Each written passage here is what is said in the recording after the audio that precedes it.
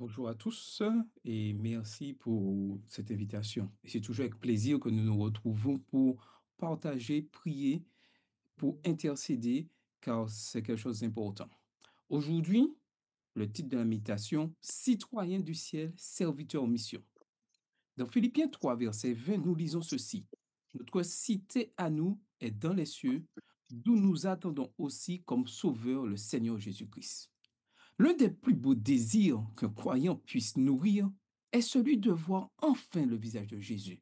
Ce désir n'est pas un simple rêve ou une aspiration mystique, il est le cœur battant de la foi chrétienne. Pour les adventistes du septième jour, cette espérance est centrale.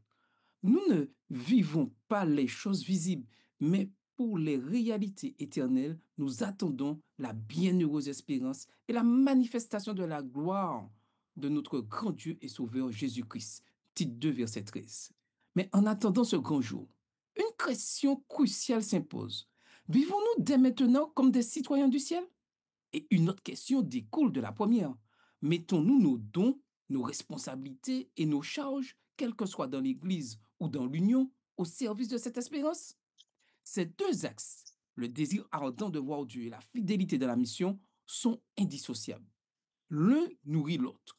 Plus nous désirons le ciel, plus nous nous engageons pour y conduire les autres. Plus nous servons, pardon, plus nous servons dans la mission et plus nous restons fidèles à ce que Dieu attend de ses enfants. Ne doutons point, le Seigneur veille sur chacun d'entre nous et c'est quelque chose d'important. Conduire les autres à Christ. Plus nous servons dans la mission, plus notre regard se tourne, oui, se tourne vers Christ. Et ça, c'est indispensable. Depuis le Jardin d'Éden, l'humanité a perdu la communion directe avec Dieu. Et Adam et Ève l'ont vu. Lui ont parlé, ont entendu sa voix dans la brise du soir. Mais après la chute, cette proximité s'est brisée. Depuis, le cœur de l'homme soupire. Quand irai-je et paraîtrai-je devant la face de Dieu? Somme 42, verset 3. Les prophètes ont eu des visions. Moïse a parlé à Dieu comme à un ami, mais même lui n'a pas pu voir sa gloire pleinement. Ce privilège est réservé à ceux qui, purifiés par le sang de l'agneau, le verront face à face. Apocalypse 22, verset 4. Cette espérance qui soutient le peuple de Dieu à travers les âges, Ellen White l'écrit clairement dans la tragédie des siècles. Le plus grand de tous les privilèges sera de contempler le visage de notre Rédempteur et de communier avec lui. Le croyant véritable ne cherche pas d'abord les bénédictions terrestres, mais la présence divine. Son cœur répète chaque jour, Seigneur, Seigneur, je veux te voir. Paul rappelle notre cité à nous est dans les cieux. Philippiens 3, verset 20. Cela ne veut pas dire que nous devons fuir le monde ou négliger nos responsabilités présentes. Cela signifie que nous appartenons déjà à une autre réalité. Un citoyen du ciel se distingue non par son statut, mais par son caractère. Il parle, il agit, il aime et pardonne comme un ambassadeur de Christ. Hélène décrit ce mode de vie ainsi. Ceux qui contemplent le caractère de Christ seront transformés à son image. Leur vie reflètera la pureté du ciel et ils porteront l'atmosphère du ciel autour d'eux. Message choisi, volume 1, page 337. Être citoyen du ciel, c'est adopter ici-bas la culture du royaume de Dieu. C'est aimer sans condition, servir avec humilité, prier avec persévérance et surtout attendre avec joie. Quand notre cœur brûle du désir de voir Jésus, notre quotidien change. Nos priorités s'ajustent. Nos paroles deviennent bienveillantes. Nos décisions se prennent dans la lumière de l'éternité. Jésus écrit dans 1 Jean 3, verset 3, quiconque a cette espérance en lui se purifie comme lui-même est pur. Attendre Jésus, c'est aussi se préparer. Ce n'est pas une attente passive, mais un processus de transformation.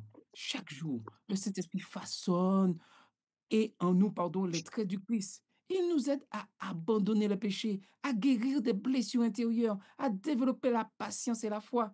Et Madame Watt ajoute ceci dans Heureux ceux qui, à la page 53, le ciel ne sera pas étranger à ceux qui l'ont cherché ici-bas. Nous devons apprendre sur la terre le langage et les habitudes du ciel.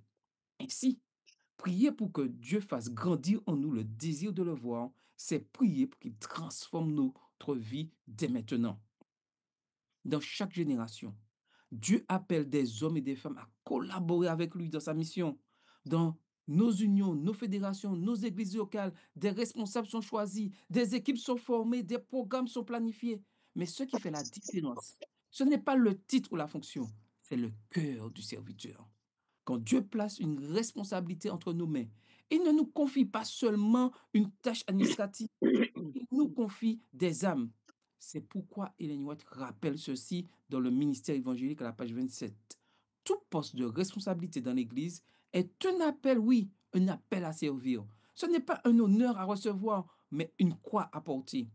Que chacun, nommé au sein de l'UAGF ou dans son Église locale, puisse considérer sa mission comme un acte d'adoration. La tentation est grande de se laisser distraire par les affaires, les divergences, les critiques ou les traditions. Mais la priorité de l'Église reste la même. Annoncer Jésus-Christ crucifié, ressuscité et surtout bientôt de retour. Paul résume cette priorité. Malheur, malheur à moi si je n'annonce pas l'Évangile. 1 Corinthiens 9, verset 16. Nos conseils d'église, nos comités, nos programmes n'ont de sens que s'ils servent de but.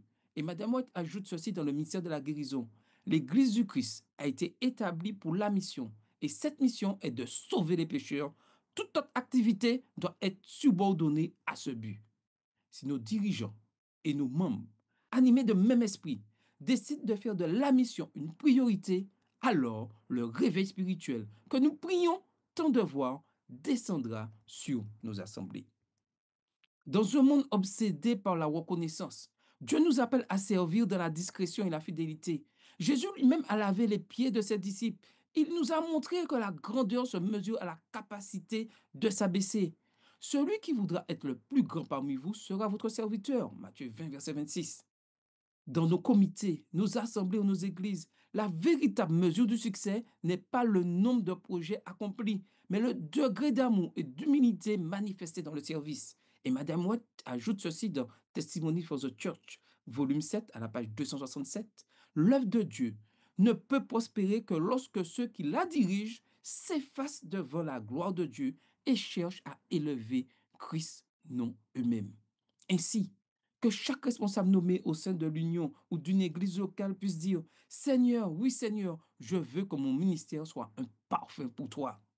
La mission ne peut avancer sans unité. Jésus a prié afin que tous soient un, comme toi, Père, tu es en moi et moi en toi, afin que le monde croit. Jean 17, verset 21.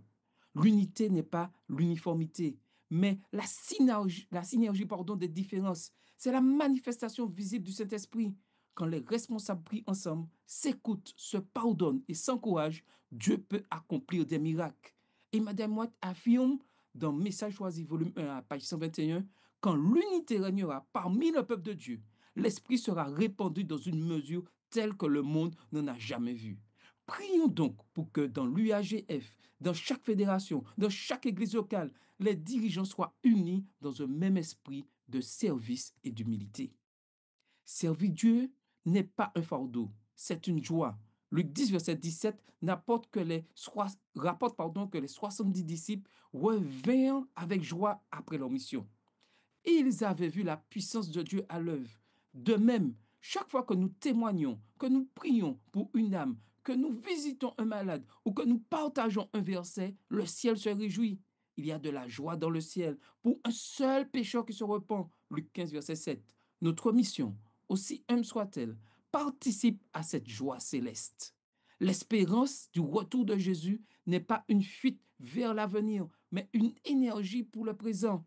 Plus notre regard est fixé sur la Jérusalem céleste, plus nos mains s'activent sur la terre. Et Ellen White relie deux dimensions. Ceux qui attendent le Seigneur doivent travailler avec zèle pour préparer les autres à sa venue. Leur espérance se traduira en un service actif. Chris Object Solutions à la page 69. Autrement dit, notre espérance nourrit notre mission. Notre mission prouve la réalité de notre espérance. Quand nous travaillons à sauver des âmes, nous hâtons le retour du Seigneur. De Pierre 3, verset 12. Chaque prière, chaque action, chaque parole de foi contribue à préparer le monde pour ce grand jour. Dieu cherche aujourd'hui une église qui combine la ferveur de l'attente et la fidélité du service. Une église où les membres disent, Seigneur, Seigneur, je veux te voir, mais je veux aussi que d'autres te voient à travers ma vie.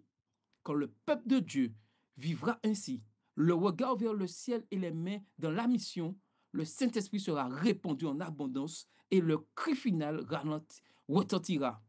Voici l'époux, allez à sa rencontre. Matthieu 25, verset 6. Nous prions aujourd'hui pour deux choses inséparables. Que Dieu fasse grandir en nous le désir ardent de le voir face à face et qu'il nous apprenne à vivre comme des citoyens du ciel dès maintenant.